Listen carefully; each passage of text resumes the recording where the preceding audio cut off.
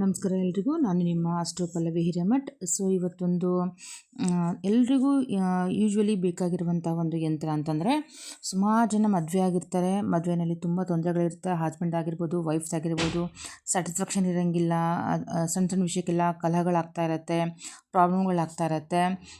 ಮತ್ತು ಏನಂತಾರೆ, ಅಂಡರ್ಸ್ಟ್ಯಾಂಡಿಂಗ್ ಇರೋಂಗಿಲ್ಲ.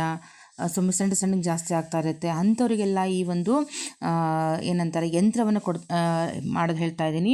ಸೊ ಇವತ್ತು ನಾವು ನೋಡ್ತಾ ಇರೋದು ಯಂತ್ರ for happy married life. Okay, happy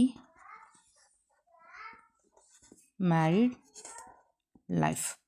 so happy married ಲೈಫ್ಗೆ ಒಂದು ಯಂತ್ರವನ್ನು ಹೇಳ್ತಾ ಇದ್ದೀನಿ.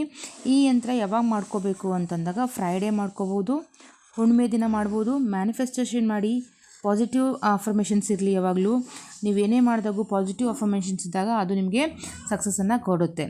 ಸೊ ಈ ಥರ ಒಂದು ಸ್ಕ್ವೇರ್ ಬಾಕ್ಸು, ನೀವು ಅದನ್ನು ಮಾಡಬೇಕಾದಾಗ ಯೆಲ್ಲೋ ಕಲರ್ ಪೇಪರ್ ತೊಗೊಳ್ಳಿ, ರೆಡ್ ಕಲರ್ ಪೆನ್ ತೊಗೊಳ್ಳಿ. ಯೆಲ್ಲೋ ಕಲರ್ ಪೇಪರ್ ಮೇಲೆ ರೆಡ್ ಕಲರ್ ಪೆನ್ನಿಂದ ಮಾಡಿದಾಗ ಅದು ತುಂಬ ಎಫೆಕ್ಟಿವ್ ಆಗಿರುತ್ತೆ.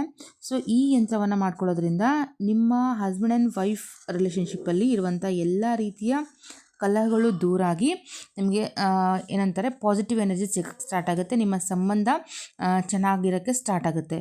ತುಂಬ ಜನ ಮದುವೆ ಆದ ನಂತರ ಪ್ರಾಬ್ಲಮ್ನ ಫೇಸ್ ಮಾಡ್ತಾ ಇರ್ತಾರೆ. ಹಸ್ಬೆಂಡ್ ಪ್ರಾಬ್ಲಮ್ ಇರ್ಬೋದು, ವೈಫ್ ಪ್ರಾಬ್ಲಮ್ ಇರ್ಬೋದು, ಅಥವಾ ಅಂಡರ್ಸ್ಟ್ಯಾಂಡಿಂಗ್ ಇರೋದಿಲ್ಲ.